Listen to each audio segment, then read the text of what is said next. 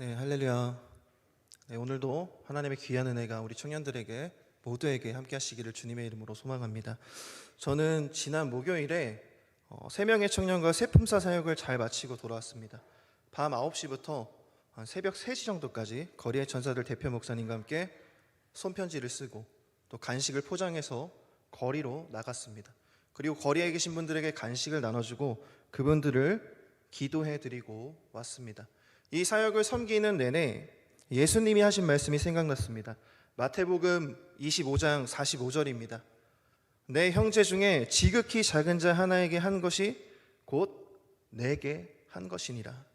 이날 봉사하면서 정말 많은 것을 느낄 수 있었습니다. 무엇보다 대표 목사님이 이런 말씀을 해주셨습니다. 나는 지금 24년 동안 이 사역을 해오고 있어. 처음에는 그냥 총회에서 일하다가 잠깐 한 1년 정도 하게 될 줄 알았는데 이 사역을 하다 보니까 이 사역이 좋아지기 시작했고 정말 가치 있는 일이라는 것을 깨닫게 되었지. 그래서 나는 지금도 이 사역을 계속하고 있어 라는 말씀을 해주셨습니다. 이 24년 동안이나 이 사역을 해왔다는 그 말씀이 제게 너무나 큰 감동이 되었습니다. 왜냐하면 여러분, 한 가지 일을 24년 동안 지속한다는 것은 결코 쉬운 일이 아니기 때문이죠.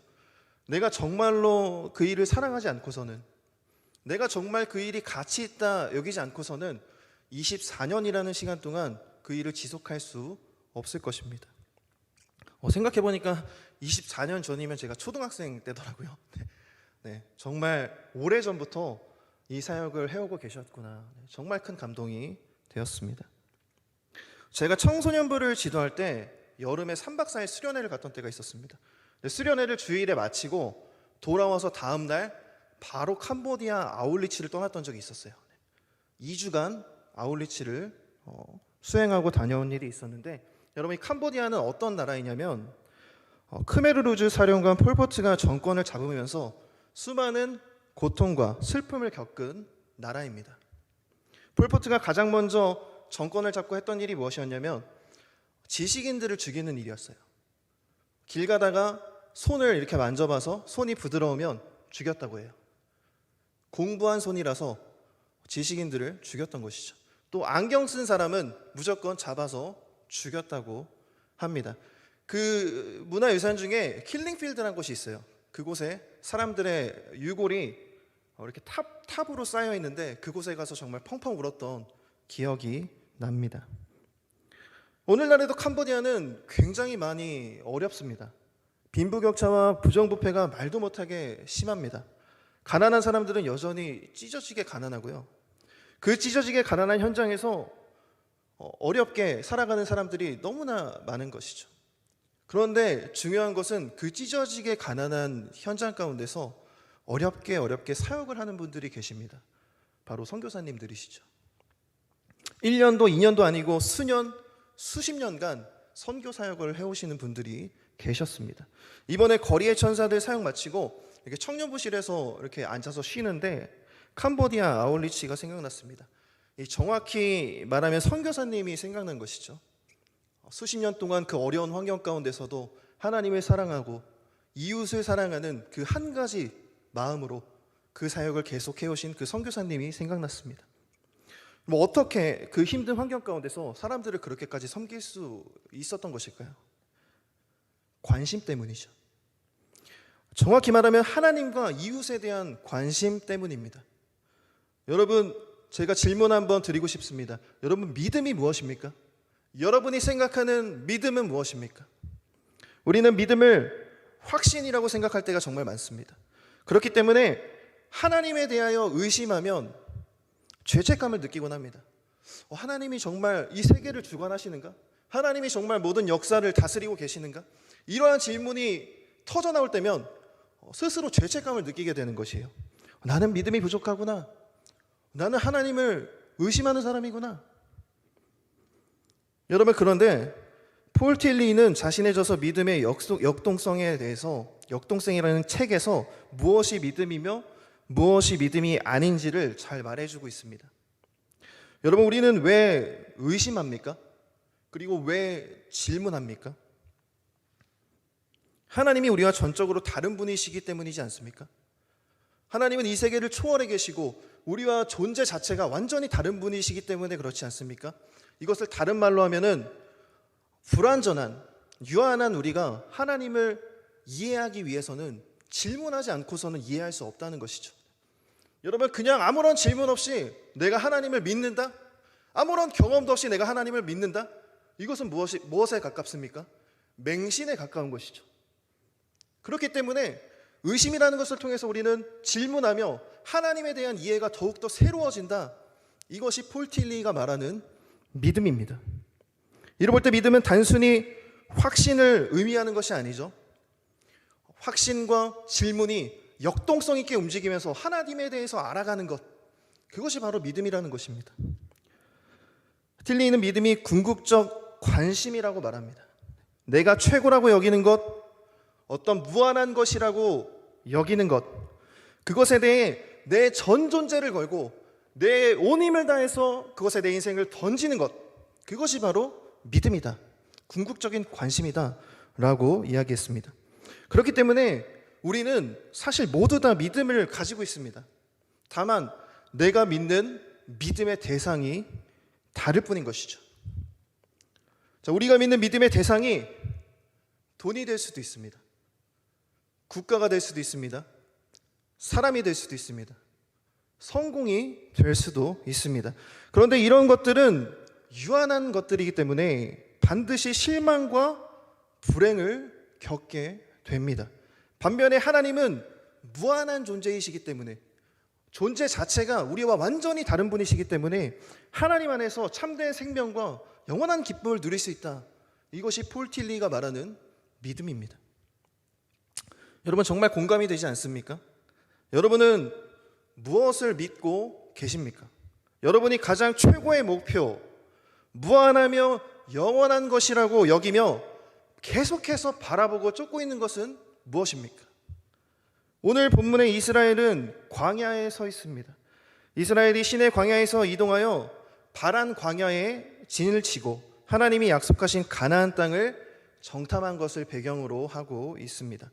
오늘 가나안 정탐꾼의 이야기는 똑같이 확신과 의심이라는 역동성을 가지고 전혀 다른 길을 선택한 두 부류의 사람을 소개하고 있습니다. 모세의 명령에 따라 12명의 정탐꾼이 40일 동안 가나안 땅을 두루 다니면서 정탐했습니다. 그런데 정탐꾼들 사이에서 반응이 둘로 나뉘었고 이 둘은 너무나 확연하게 달랐습니다. 그들이 느끼는 감정과 인생에서 경험하는 일도 확연하게 달랐습니다. 그렇다면 어떻게 달랐는지 지금부터 함께 하나하나 살펴보도록 하겠습니다. 먼저 12명 중에 10명의 정탐꾼은 무엇을 믿었는가? 자신의 힘과 성공을 믿었습니다. 오늘 말씀 27절에 정탐을 마치고 돌아온 정탐꾼들이 이렇게 보고하고 있습니다. 당신이 우리를 보낸 땅에 간즉 과연 그 땅의 젖과 꿀이 흐릅니다. 이것은 그 땅의 과일입니다. 우리는 이 27절의 근거에서 하나님이 모세에게 약속하신 땅은 정말로 하나님이 말씀하셨던 것처럼 젖과 꿀이 흐르는 땅임을 알 수 있습니다.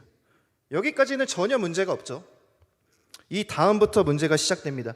우리 28절 말씀을 함께 같이 읽어보도록 하겠습니다. 28절입니다. 함께 읽겠습니다. 시작. 그러나 그 땅 거주민은 강하고 성읍은 견고하고 심이 클 뿐 아니라 거기서 아낙 자손을 보았으며. 자, 여기서 그들이 봤다고 고백합니다. 무엇을 봤습니까? 견고한 성읍과 장대한 아낙 자손을 보았습니다. 여기서 팩트 체크 우리가 한번 해보기 원합니다. 실제로 여호수아 군대가 가나안 땅에 들어갔을 때 가나안 족속은 무엇을 보유하고 있었느냐? 철병거를 보유하고 있었습니다.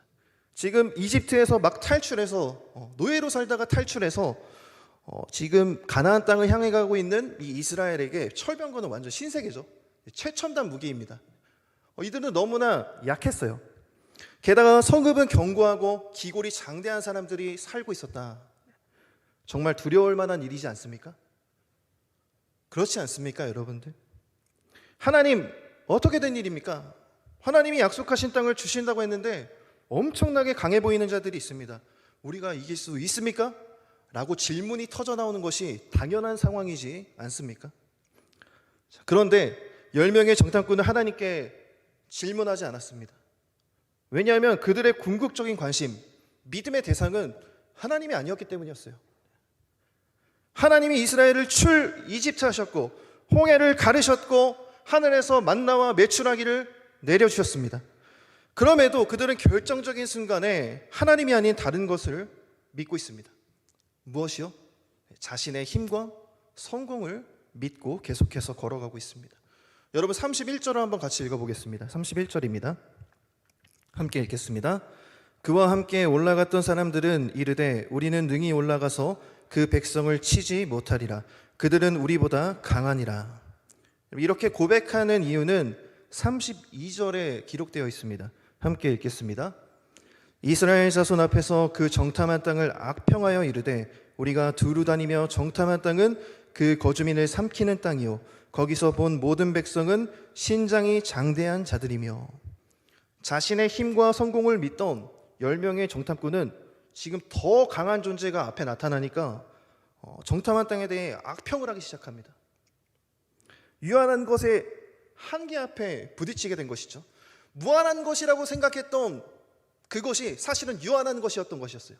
그렇기 때문에 그 한계 앞에서 자신의 초라함을 발견하게 된 것입니다. 두려움에 떨기 시작했습니다. 그리고 그 땅을 악평하기 시작했습니다.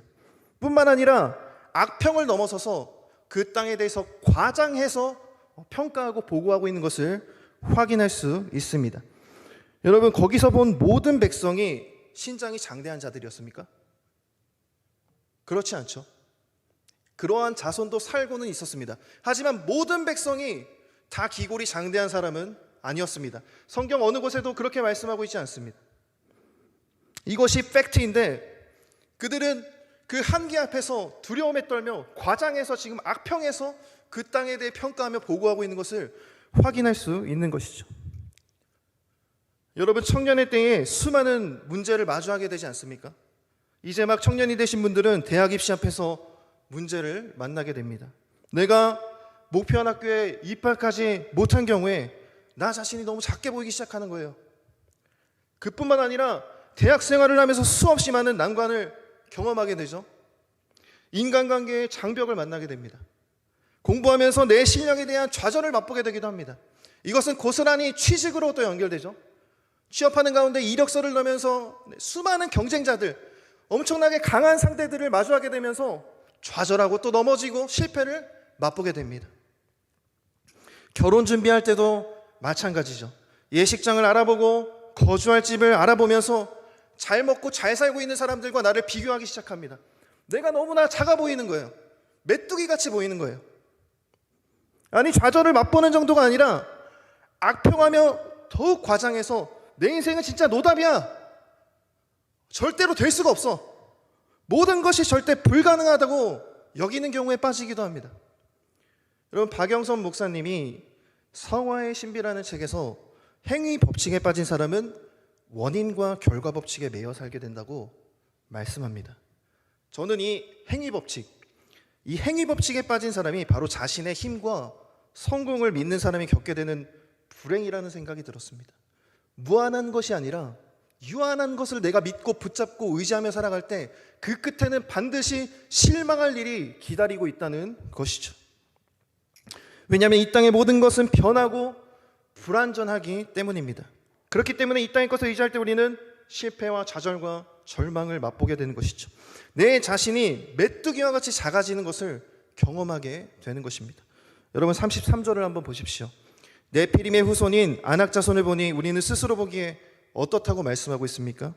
스스로 보기에도 메뚜기 같으니 그들이 보기에도 그와 같을 것이니라. 막 추측까지 하고 있어요. 그들이 봤을 때 우리가 메뚜기같이 보였을 거야.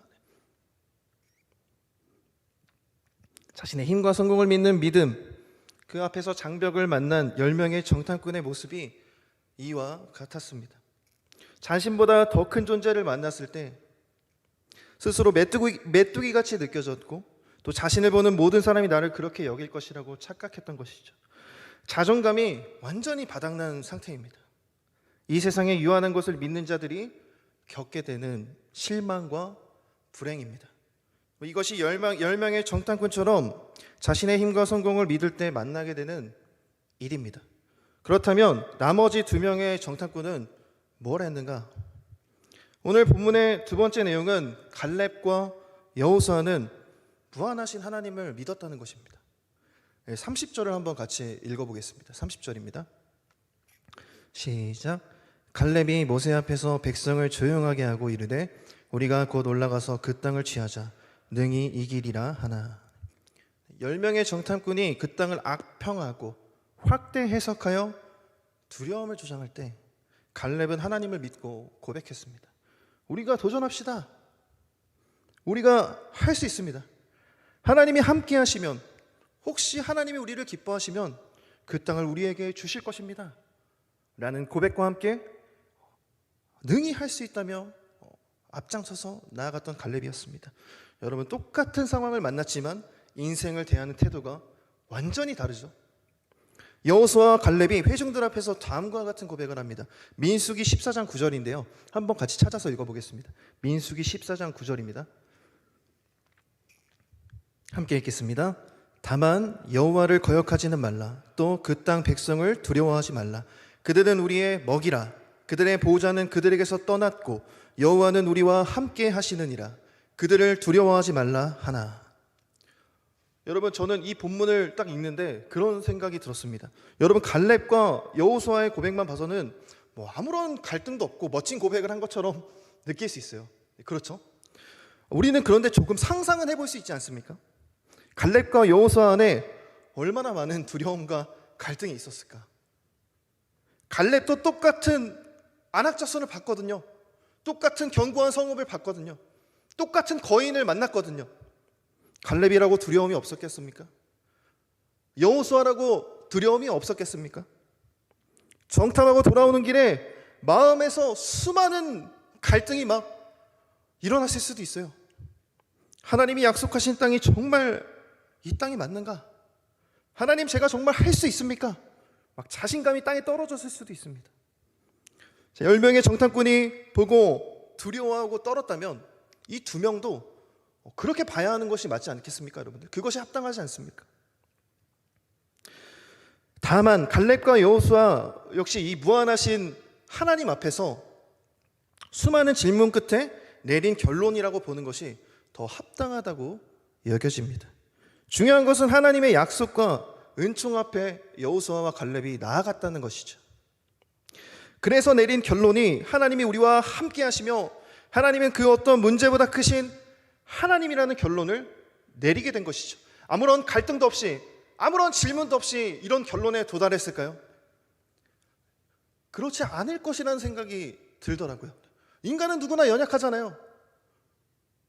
똑같은 무서운 것을 봤을 때 똑같이 두려움을 느끼잖아요. 그런데 하나님 앞에 나아가 질문하며 하나님과 동행하게 된 것입니다. 여러분, 우리는 때로는 두렵기도 하고 내가 너무 작게 느껴지기도 합니다. 그런데 하나님 앞에 나아가 질문하며 하나님과 동행하게 될 때 이 땅의 것들이 전부가 아니라는 사실을 깨닫게 되는 것이죠. 테네시 윌리엄스라는 20세기의 유명한 미국의 극작가가 있습니다. 이 윌리엄스는 브로드웨이 연극 유리동물원이 상연되자마자 엄청난 성공을 거둔 일을 돌아보며 다음과 같이 고백했습니다. 저는 사실상 무명인에서 거의 하루아침에 유명해졌습니다. 하루는 자리에 앉아 나에 관해 생각하다가 갑자기 한없이 우울해졌습니다. 하루는 자리에 앉아 호화로운 생활을 했던 나의 모습을 돌아봤습니다. 하지만 이것도 결국 지겨워진 내 자신을 발견하게 됐습니다. 곧 사람들에게 냉담해졌습니다. 내 안에서 냉소의 우물이 솟아났습니다. 당신의 연극을 너무 좋아해요 라는 말이 지루해져서 더 이상 감사하다는 말도 나오지 않았습니다. 오히려 연극이 싫어지기 시작했습니다. 나는 살아있으나 죽은 사람이나 다름없었습니다. 혹시 당신은 아십니까? 유명해졌을 때 당신의 대외적인 모습은 거울을 보며 창조해낸 가짜라는 사실을 말입니다. 여러분, 윌리엄스는 자신이 유명해지는 것, 성공을 믿으며 살았습니다. 그것이 무한한 것이라고 여겼던 것이죠. 이것만 있으면은 나는 영원한 기쁨을 누릴 수 있을 거야. 하지만 실제 유명해지고 성공해 보고 보니 그렇지 않았던 것이죠. 그 모든 것이 유한한 것이기 때문에 더 목마르기 시작했던 것입니다. 그 어떤 위로와 칭찬도 위로가 되지 않았던 것이죠. 더 원하기 시작했습니다. 무엇으로도 채워지지 않았습니다. 여러분, 우리는 하나님을 믿을 때 내가 존귀한 자라는 것을 깨닫게 됩니다. 하나님이 무한하시며 나를 영원히 만족하게 하실 수 있으며 나에게 진정한 자유를 주실 수 있는 분이라는 것을 깨닫게 됩니다. 바로 여호수아와 갈렙처럼 말이죠. 오늘 본문은 두 가지 길을 제시하고 있습니다. 무한하신 하나님을 믿을 것인지 아니면 유한한 것을 믿을 것인지 말입니다. 그런데 중요한 점이 하나 또 있습니다. 오늘 본문의 세 번째 내용은 이스라엘이 광야에서 자립하는 법을 배우고 있다는 것입니다. 이스라엘 백성이 출이집트하여 광야로 가서 수많은 문제를 만났습니다. 먹을 것과 마실 것이 없었습니다. 낮에는 덥고 밤에는 추웠습니다. 유랑 생활을 해야 했기 때문에 거주할 곳이 없었습니다. 유한한 것을 믿을지 무한하신 하나님을 믿을지 계속해서 선택해야만 하는 이스라엘의 광야 생활이었습니다. 이를 우리에게 적용하면 우리는 광야에서 자립하는 법을 배우고 있다라고 적용해 볼 수 있지 않을까요? 여러분, 청년의 때는 광야와 같아요. 마치 너무 길고 어두운 터널을 지나가는 것만 같습니다. 문제 하나 끝나면 새로운 문제가 찾아옵니다. 나를 두렵게 하고 외롭게 하는 수많은 일들이 연속해서 막 찾아와요. 도대체 이 터널이 언제쯤 끝날 것인가? 이 끝이 어디지? 계속해서 문제들이 막 다가오는 거예요. 정말 많은 의문이 들죠. 언제쯤 여기서 해방될 수 있을까? 라는 의문이 들 정도로 길게 느껴질 때도 있습니다. 여러분, 이것이 우리의 인생이지 않습니까? 그리고 청년의 때가 꼭 어둡고 긴 터널과 같지 않습니까? 그런데 중요한 점은 이 청년의 때에는 모두가 이런 어려움을 겪게 된다는 것이죠. 아무런 문제 없는 것 같고 잘 사는 사람도, 잘 사는 것처럼 보이는 사람도 실제로 만나서 이야기해보면 그렇지 않습니다. 다 그들만의 목마름이 있고요, 어려움이 있습니다. 왜냐하면 인간은 불완전한 존재이기 때문이에요. 완성된 상태가 아니기 때문이에요. 더군다나 청년의 때는 더욱 불완전한 상태이기 때문이에요. 다른 말로 바꿔 말하면 아직 성장 중에 있기 때문에 그런 것이죠. 여러분, 우리는 믿음의 역독성을 가지고 이스라엘과 같이 훈련하는 시간을 보내고 있습니다. 두 가지 길 사이에서 넘어져도 보고 하나님께 질문도 하면서 성장하고 있는 것이에요. 여러분, 살다 보면은 실수할 수 있고 넘어질 수 있고 잘못된 길로 갈 수 있습니다. 유한한 것을 붙잡고 크게 실망하는 일을 경험할 수도 있습니다. 지칠 때도 있고요. 인간은 연약하기 때문에 또 청년의 때는 더더욱 그렇기 때문에 크게 실망하는 일을 만나게 될 수도 있습니다. 아직 성장 중이기 때문이죠. 인스타그램에 계속해서 인생에 대한 글을 올리는 사람이 있습니다. 글배우라는 사람인데요. 이 사람이 2019년에 지쳤거나 좋아하는 게 없거나 라는 제목의 책을 출판했습니다. 제가 그때 조금 힘들었던지 그 책을 구입해놓고 이렇게 좀 읽은 흔적들이 있더라고요. 포스트잇을 붙여놓은 부분이 있어서 설교를 준비하면서 한번 이렇게 꺼내서 읽어봤는데 이런 내용의 글이 있더라고요. 제가 한번 읽어드리겠습니다. 스스로가 가치 없다 생각이 드는 날이 있다. 어느 방향으로 나아가야 할지 모를 때도 있다. 실패의 연속으로 내가 아무것도 아니라고 느껴질 때가 있다. 내가 지금 큰 문제라고 느껴질 때도 있다. 모든 것이 끝난 것 같고 어떻게 해야 할지 모를 때가 있다. 일단 당신은 고생했다. 그동안 많은 날을 숨죽이고 살아오느라 마음 졸이며 잘하고 싶은 마음 하나, 그 하나만을 가지고 여기까지 살아오느라 고생했다. 스스로 너무 작고 못나게 바라보지 말자. 그동안 얼마나 노력했는가? 그동안 얼마나 잘하고 싶었는가? 나는 못나거나 부족한 사람이 아니다. 여러 가지 시간을 지나 푸른 잎을 피우는 나무처럼 아름답게 성장하는 중이다. 멋지게 이겨내보자. 당신은 할 수 있다. 라는 글이었습니다. 여러분, 현대 사회를 살아가면서 마음 졸이며 숨죽이고 살아가는 날이 얼마나 많습니까? 마음 졸이며 잘하고 싶은 마음 그 하나만을 가지고 살아가다가 냉소해진 내 자신을 발견했을 때 얼마나 큰 좌절을 느끼게 되십니까? 여러분, 그런데 괜찮습니다. 여러분은 아직 성장 중입니다. 스스로 우뚝 서는 법을 배우고 있는 과정 중에 있습니다. 여러분은 멋지게 이겨낼 수 있습니다. 오늘 본문에 따르면 유한한 것, 국가, 돈, 어떤 성공이 아니라 내가 무한하신 하나님을 믿을 때 멋지게 이겨낼 수 있다고 하나님은 말씀해 주고 계십니다. 사실 하나님을 믿을 수 있다는 것은 정말 큰 은혜입니다. 왜냐하면 하나님이 우리에게 자신의 모습을 계시하지 않았다면, 하나님이 우리에게 나타나시지 않았다면 우리는 하나님을 볼 수도 없고 하나님을 알 수도 없고 하나님을 깨달을 수조차 없기 때문입니다. 여러분이 지금 이 자리에 다 앉아서 말씀을 듣고 하나님을 향해 비록 때로는 의심이 들어서 질문할 수 있고, 이런 것들이 사실은 모두가 다 은혜라는 사실입니다. 하나님이 먼저 우리에게 말씀해 주시지 않았다면, 하나님이 우리에게 나타나 주시지 않았다면 우리는 그것조차 할 수 없기 때문이죠. 여러분, 똑같은 상황 가운데서 누군가는 하나님을 믿는가 하면 누군가는 유한한 것을 붙잡고 나아가기도 합니다. 그런데 이 모든 것이 다 훈련의 과정 중에 있다는 것, 아직 완성 중인 상태가 아니라는 것을 우리 청년들이 꼭 기억하셨으면 좋겠습니다. 여러분, 하나님께서 모세를 통해 말씀해 주셨습니다. 신명기 8장 2절부터 3절입니다. 신명기 8장 2절부터 3절입니다. 우리 찾아서 한번 같이 한 목소리로 읽어보겠습니다.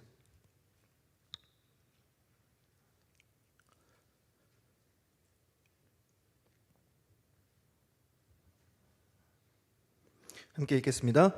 내 하나님 여호와께서 이 40년 동안에 내게 광야길을 걷게 하신 것을 기억하라. 이는 너를 낮추시며 너를 시험하사 내 마음이 어떠한지 그 명령을 지키는지 지키지 않는지 알려 하심이라. 너를 낮추시며 너를 줄이게 하시며 또 너도 알지 못하며 내 조상들도 알지 못하던 만나를 내게 먹이신 것은 사람이 떡으로만 사는 것이 아니요 여호와의 입에서 나오는 모든 말씀으로 사는 줄을 내가 알게 하려 하심이니라. 아멘. 하나님은 광야 훈련소에서 백성들을 훈련시키셨습니다. 이 땅의 것은 모두 유한하고 그것은 결국 언젠가는 너희에게 실망만 안겨줄 뿐이다. 그러니 무한하신 하나님을 믿고 하나님 앞에서 참된 생명의 은혜를 누릴 수 있다는 것을 좀 알았으면 좋겠다. 이것이 하나님 아버지의 마음입니다. 우리는 모두 믿음의 훈련소 가운데 와 있습니다. 청년의 시기가 그렇다는 것이죠.